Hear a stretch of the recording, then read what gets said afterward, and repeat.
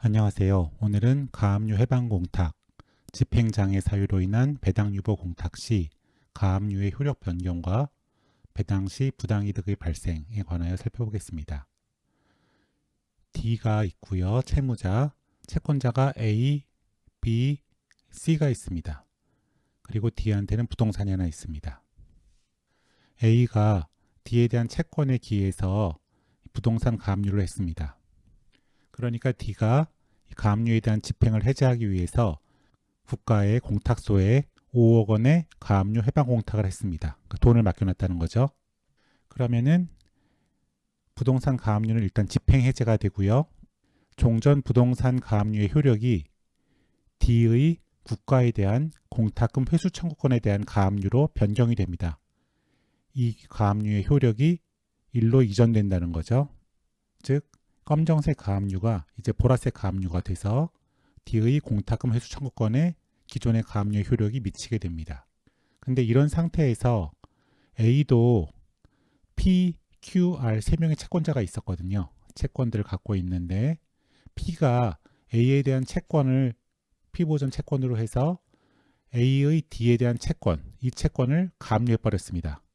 채권이 있고 그래서 P는 A에 대한 채권으로 A의 D에 대한 채권을 가압류를 한 거죠. 그리고 그 상태에서 D의 채권자인 B와 D의 채권자인 C가 D의 국가에 대한 공탁금 회수 청구권, 5억 원의 공탁금 회수 청구권에 대해서 채권 압류 추심 명령을 받았고요. 또 채권 압류 추심 명령을 받았습니다. 그러면 이 D의 공탁금 회수 청구권에 대해서는 A의 가압류, B의 채권 압류 및 추심 명령, C의 채권 압류 및 추심 명령 3개가 한꺼번에 집행이 된 셈이 되죠. 그래서 경합이 발생하는데요.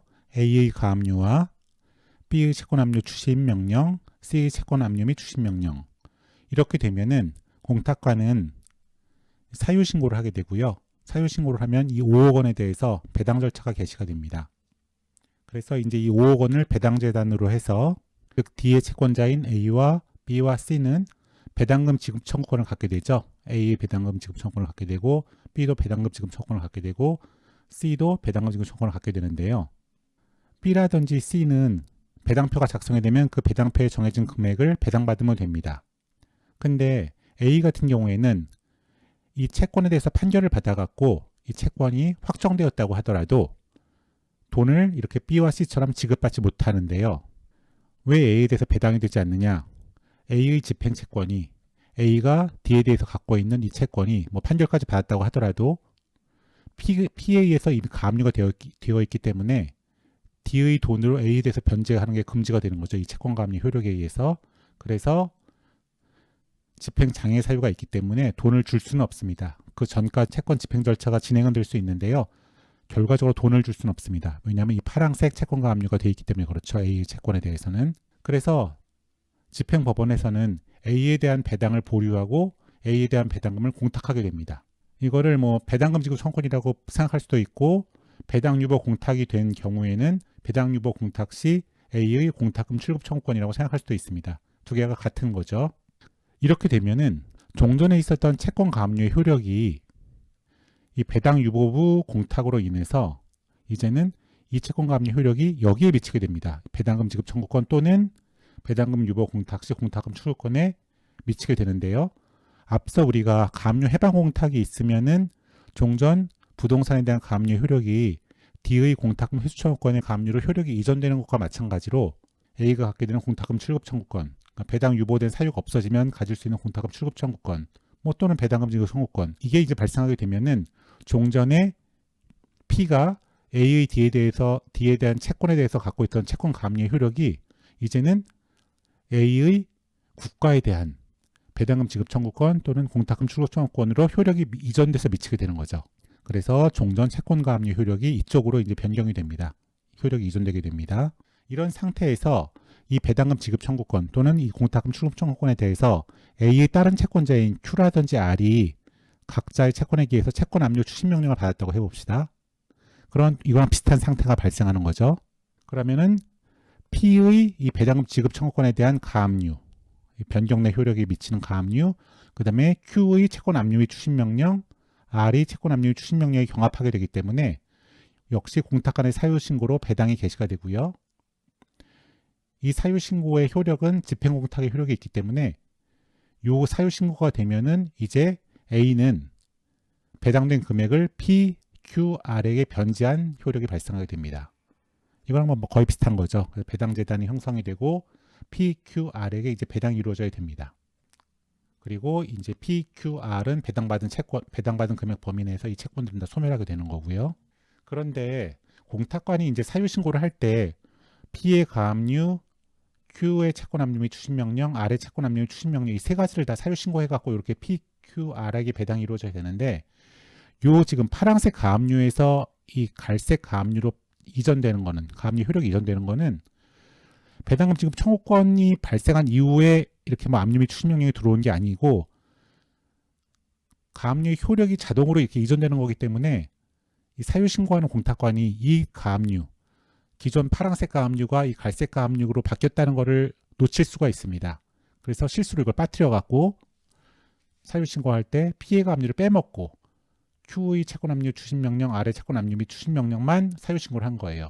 그래서 P한테는 배당이 안 되고 P가 받아가야 될 것을 Q, R이 더 많이 받아가게 됐다고 할 경우에 P는 그럼 어떻게 구제될 수 있느냐를 생각해 볼 수가 있는데요. P의 입장에서는 자기가 채권가 압류를 받았고 이 채권가 압류의 효력에 의해서 D는 A에 대해서 변제를 하지 못하게 되어 있기 때문에 P는 뭐 D가 변제했건 안 했건 간에 내가 채권가 압류를 한 이상 너는 변제하면 안 되기 때문에 나는 이제 이 채권 가압류를 이 채권에 대해서 판결을 받은 다음에 본압류로 이전하고 그 다음에 추심 명령 같은 걸 받아갖고 P가 A를 거쳐서 D를 상대로 추심금 청구 소송을 하는 걸 생각해 볼 수가 있을 겁니다.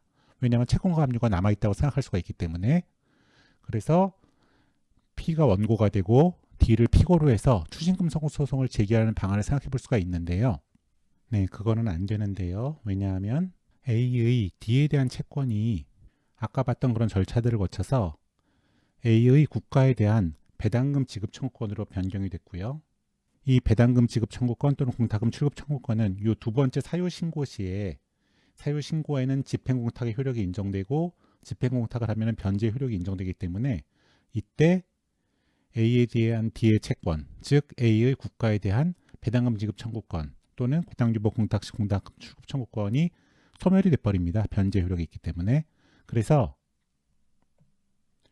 이 두 번째 사유 신고로 인해서 추심할 대상 A의 D에 대한 채권이건 뭐 A의 국가에 대한 배당금 지급 청구권이건 뭐건 간에 추심 대상이 소멸되어 버렸기 때문에 P는 D를 상대로 추심금 청구를 할 수가 없고 만약 P가 D에 대해서 추심금 청구를 하면은 D는 P에 대해서 자신의 A에 대한 채무가 소멸되었다는 항변을 할 수가 있습니다.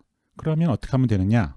P는 여기서 P가 빠짐으로써 QR이 더 많이 배당을 받아갔을 겁니다. 그러니까 P는 과다 배당을 받은 Q나 R을 상대로 부당이득 반환 청구를 할 수밖에 없다는 것이 2019-278785 판결의 판시입니다.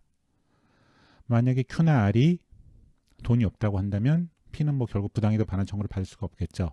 하지만 그렇다고 해서 P가 이미 변제의 효과가 발생한 D를 상대로 해서 추심금 청구를 하는 것은 D로 하여금 이중 지급을 하는 그런 결과를 발생하기 때문에 이건 허용되지 않고요.